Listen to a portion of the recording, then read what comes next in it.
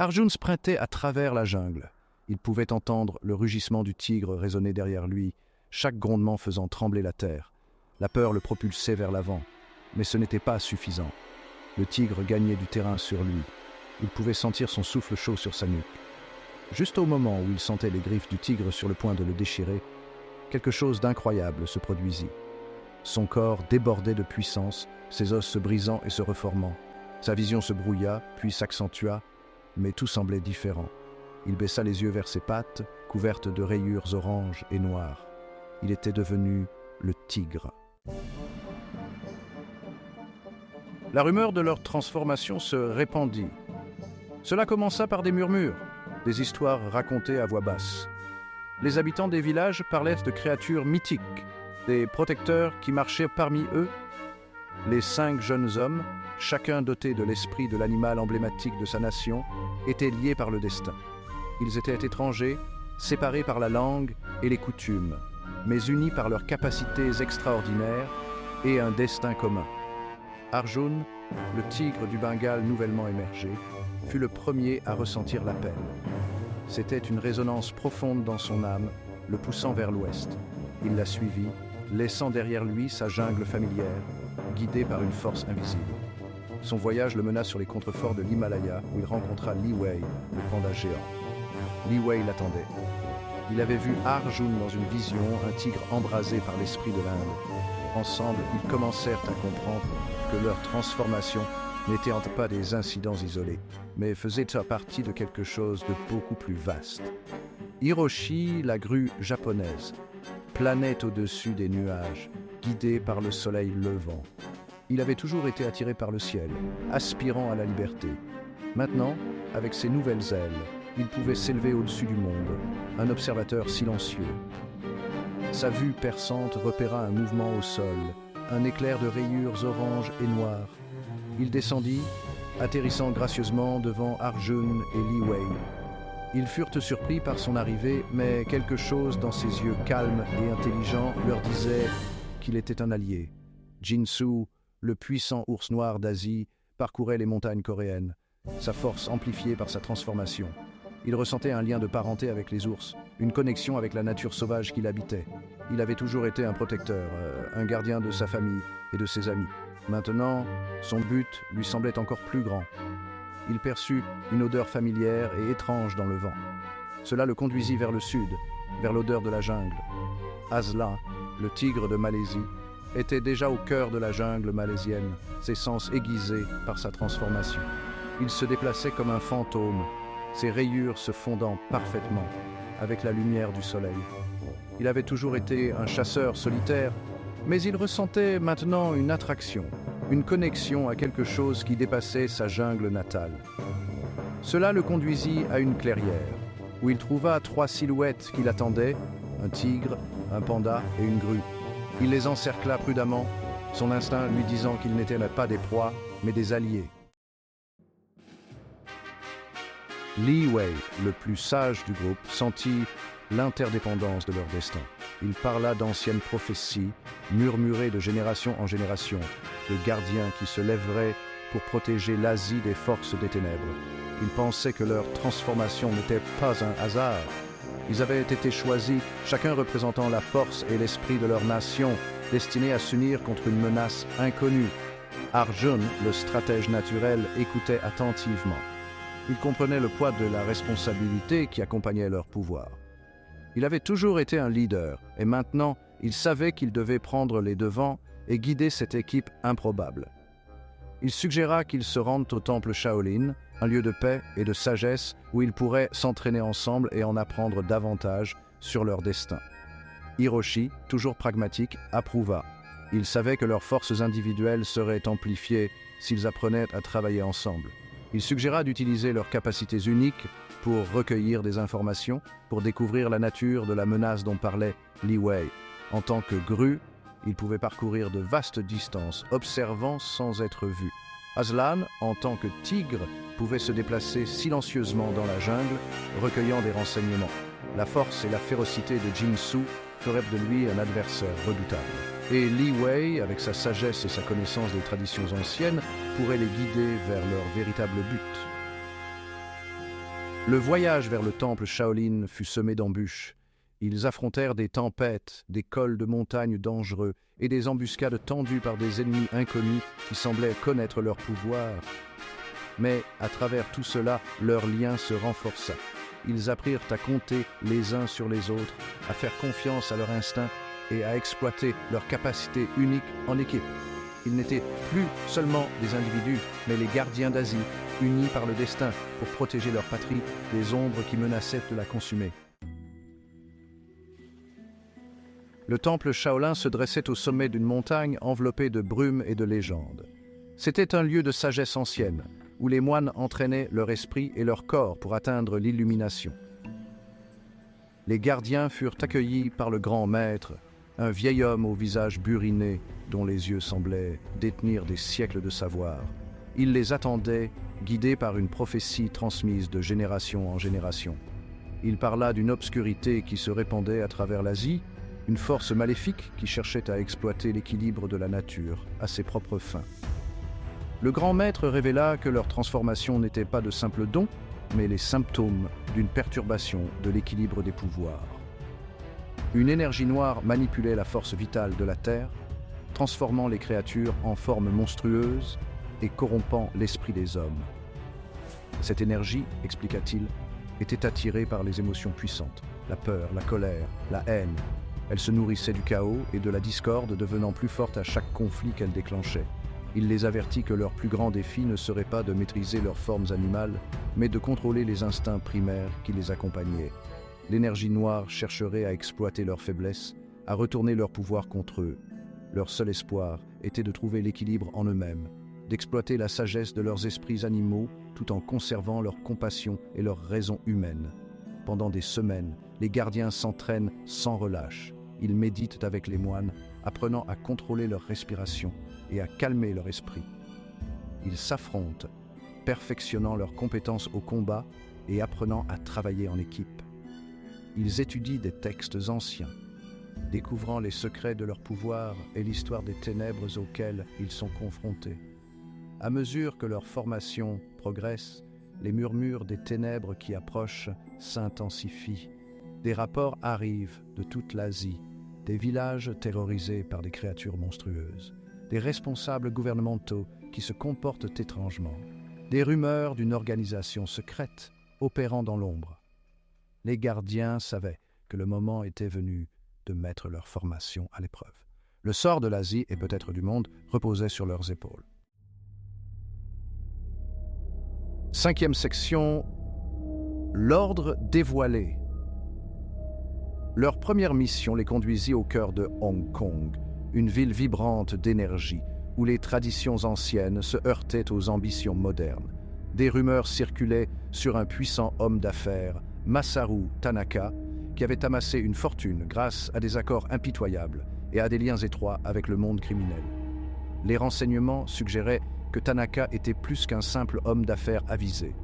Il était un vecteur de l'énergie noire, utilisant sa richesse et son influence pour semer le chaos et la discorde. Les gardiens infiltrèrent l'une des somptueuses soirées de Tanaka, un bal masqué où l'élite de la ville côtoyait des personnages louches.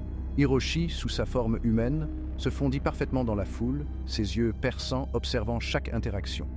Il remarqua d'étranges comportements chez certains invités, leurs yeux vitreux, leurs mouvements anormalement raides et synchronisés. C'était comme s'ils étaient des marionnettes, contrôlées par une force invisible. Pendant ce temps, Aslan, mettant à profit ses sens aiguisés de tigre, suivit une faible odeur chimique jusqu'à une pièce cachée derrière le bureau de Tanaka. À l'intérieur, il découvrit un laboratoire de fortune rempli d'équipements étranges et de fioles contenant un liquide iridescent. Il regarda avec horreur un captif, attaché à une table métallique, se faire injecter le liquide. Le captif se convulsa violemment, ses cris résonnant dans la pièce, tandis que son corps se contorsionnait, se transformant en une grotesque parodie d'être humain. L'horrible vérité se fit jour aux gardiens. Tanaka n'était pas qu'un pion dans le jeu. Il était un acteur clé, expérimentant sur des humains, tentant de transformer l'énergie noire en arme. Mais dans quel but? Pour qui travaillait-il? Et quelle était la source de ce mystérieux liquide qui pouvait transformer les humains en monstres? En creusant davantage, ils découvrirent des preuves de l'existence d'une organisation clandestine connue sous le nom d'Ordre de l'Ombre. Cette société ancienne, entourée de secrets, manipulait les événements mondiaux depuis des siècles, tirant les ficelles dans l'ombre, cherchant toujours à semer le chaos et à en récolter les bénéfices. Leur but ultime, semble-t-il, n'était rien de moins que la domination mondiale. La découverte de l'Ordre de l'Ombre ajouta une nouvelle dimension effrayante à leur mission. Ils n'avaient plus affaire à des incidents isolés, mais à une vaste et insidieuse conspiration. L'ennemi n'était plus une entité sans visage, mais un réseau d'individus mus par la cupidité, l'ambition et une soif de pouvoir malsaine. Les gardiens savaient qu'ils étaient confrontés à un ennemi différent de tous ceux qu'ils avaient rencontrés auparavant. Un ennemi qui ne reculerait devant rien pour atteindre ses objectifs. Section 6. Adrénaline et intrigue.